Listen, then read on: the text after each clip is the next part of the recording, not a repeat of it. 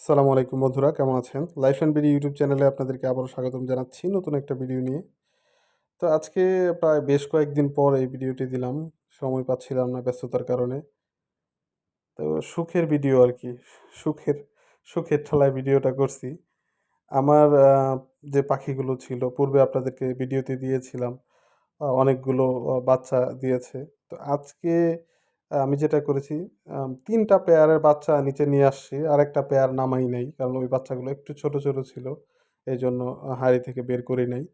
তবে এই যে এরা দেখতেছেন খাচ্ছে, এরা আসলে মূলত বেবিদেরকে খাওয়ানোর জন্যই খাচ্ছে। এই যে পেয়ারের বেবিগুলো, এই বেবিগুলো আমি বের করি নাই। কারণ ফেদারটা ওইভাবে আসে নাই এবং কয়েকটা বাচ্চা খুব ছোট, ছোট ৬-৭ টা বাচ্চা আছে মেবি ভিতরে।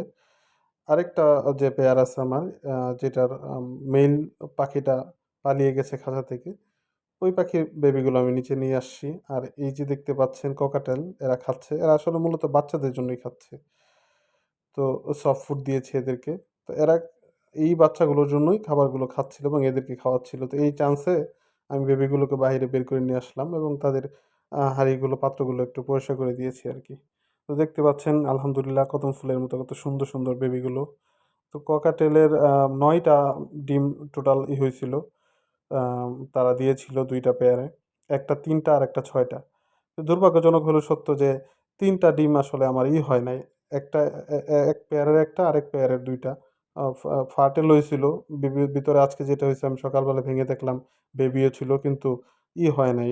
বাচ্চাটা বেরিয়ে আসতে পারে নাই। কারণ এই বাচ্চাগুলো বড় হয়ে যাওয়ার পরে তারা আসলে ওইভাবে খাবার তাপ দেয় নাই ডিমগুলোর উপরে। যার কারণে ডিমগুলো নষ্ট হয়ে গেছে। তারপরে আলহামদুলিল্লাহ, শুকুর আলহামদুলিল্লাহ ৬ টা ককাটেলের বেবি আছে এবং খুবই হেলথি এবং ভালো। খুবই অ্যাক্টিভ। আর বাজরিগরের বেবি আছে। তো দোয়া করবেন। আমি এবার যেটা হইছে আমি একটা এখানে লুটিনো জায়গায় একটা অ্যালবিনো বেবি পেয়ে গেছি। তো সবাই দোয়া করবেন পরবর্তী ভিডিওর জন্য। আশায় থাকবেন, ভালো থাকবেন।